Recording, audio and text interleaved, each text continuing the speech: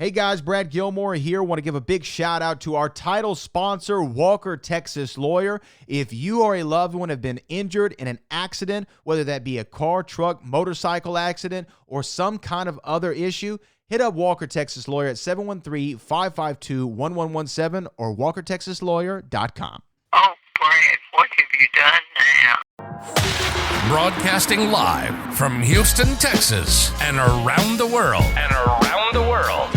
TV host, best-selling author, and radio personality Brad Gilmore brings you a collection of conversations with stars from movies. Matthew McConaughey. Brad Gilmore. Mark Wahlberg. Hey, how are you? The legendary Mr. Christopher Lloyd. Christopher, how are we doing? I'm doing good. Great introduction. Jessica Alba and Lizzie Mathis. Ladies, thank you so much for joining me. Thank you. Kevin Costner joins us. Thank you so much. Thank you. Television. Jimmy Fallon joins us this morning. Jimmy, how you doing, my friend? Good morning. Thank you so much, Brad, for having me. I appreciate this, bud. Kelly Ripa. Brad, thank you for having me. Comedy. Jay Leno joins us. Jay, how you doing? Hey, Brad, what's going on? Chris Tucker is in the building. Chris Tucker, good morning to you. Hey, Brad, and good morning to you. How are you? George Lopez joins us right now. George, how are you doing, sir? Good morning. Music. Lola Monroe. Thank you. Thank you for having me. The legendary frontman of AC/DC, Brian Johnson, joins us right now. Brian, how you doing? Good morning, Brad. What lovely to talk. You me funny lad. Megan Trainor. Thank you so much, Brad. You're awesome. Chloe Bailey joins us. I appreciate the time. Appreciate you. And more. This is The Collection. Now your host, The Boat. Brad Gilmore!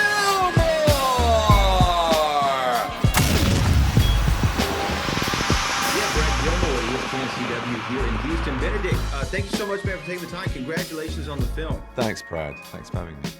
Yes, you know, what a fascinating movie this is, and there's so many layers to it that I could talk to you about. I wanted to ask you first, really, did this come to you? Like, did you read the book first? Did Dylan bring you this? Dylan Southern, the director, or how did you get involved with it? Well, I read the book 10 plus years ago and was blown away by it and saw it quite cinematically, as I often do when I read this story, but didn't think of adapting it or whether someone was going to try. And that was actually when Dylan approached Max and won the bid of his trust with his pitch and started work on it. And then 10 years later, sent me a script, and I'd never met Dylan before, but I thought, this is unfilmable. I'm intrigued to read it because I adore the book. But I've seen a stage play with Cillian Murphy by Enda Walsh, which was extraordinary. And how can we actually film? And then I read the script and thought, wow, he's really done his work. This is an extraordinary distillation of the book and a broader examination of its themes made real in cinematic form. And anyway, so we met, and I thought, okay, I just need to know if I trust this guy. He's done incredible documentaries, but he's never done narrative form. And our friendship was so rich and deep and nuanced from the off, and our senses of humor, our cultural tastes, our discussions. We had a lot of fun, too much at times, and I had to get back to working on the script. So I knew I could trust my friend the other side of the camera. And yeah, it's just been a gorgeous friendship, as it has with Max, who came on set halfway through. And considering this is a story about his own grief, his loss of his father in his childhood, it's very personal for him, and he's had to watch it be reiterated many different ways. I mean, it's going to be a puppet show and a mime show, as well as another piece of theatre, apparently. So it's out there and being translated into hundreds of different languages. You see Crow, this manifestation of grief, in very many different cultural ways. So it's scary for him, and yet he was so trusting and loving and open with us, and I completely fell in love with him. So the three of us have become great friends. Well, with Max, what were the conversations when he would approach the set and read the screenplay? Did he have any kind of note like, oh, I don't know if you should play it like this, or he's just hands off? No, God, no. He'd be appalled that you would even think that. No, not at all. That's the trust that he gave us. You know, he gifted us this amazing source material and said, you know, get going with it. Do your crazy thing. Create the chaos, the Crow. Create this madhouse, this South London flat with grief crowding into it, and create the exploration of salvation and the release of this thing with feathers into a world where, you know, you don't lose what you've lost, you live with what you've lost. And you know what? And not to get too personal, but earlier this year I lost my father in June, I'm so and sorry. this movie, watching it did make me think about grief in a different way than I did prior, because I've been dealing with it. And you go through the stages; it's not linear. No, Kind it's of not linear. You know this because you've had this deep experience, and that's what we were very keen to point out. I think not especially for men, but maybe because it is quite genderized in our emotional landscape. Men are supposed to cope better, or it's not so talked of or allowed or permitted for us to be socially emotional.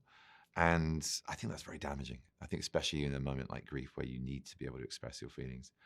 And yeah, the chaos of this, I think, is very true. And I've asked people, it's a very idiosyncratic metaphor for it, manifestation of it.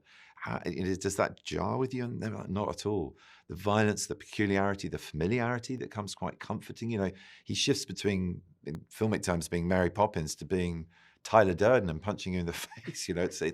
It's that kind of broad in its vastness, grief. So yeah, it's been extraordinary how this has touched people. It has. And like I said, it made me think about it in a different way. And it made me realize that, because they say it's a process, right? But when you think process, you think steps 1 through 5 and I'm done. And then you're done. You're not. And it's not, it's okay to 1 to 3. No, exactly. Yeah. And I think you set yourself an impossible expectation of when will this stop? And if you actually go, no, it won't stop. It'll be different. It'll be more familiar. I'll be able to accommodate it by accepting it. It eases the pain. It's a notch on your life. I mean, a big one when you lose a parent. I'm so sorry, but it's something that if you carry with you rather than trying to get over, it eases the ability for us to move through our life with it rather than fighting it. I agree with you. And I think that when people see this movie, they're going to walk away with the same thing. Everyone's lost somebody or dealt with grief in some kind of way. Sadly, and this is a very beautiful way for people to kind of, contextualize it in a different fashion. So Benedict, thank you for making this film. Thank you for the time today. I really do appreciate it, sir. Oh, thank you so much for watching it and responding this way. Thank you. All right, have a good one. Thank you. Bye-bye.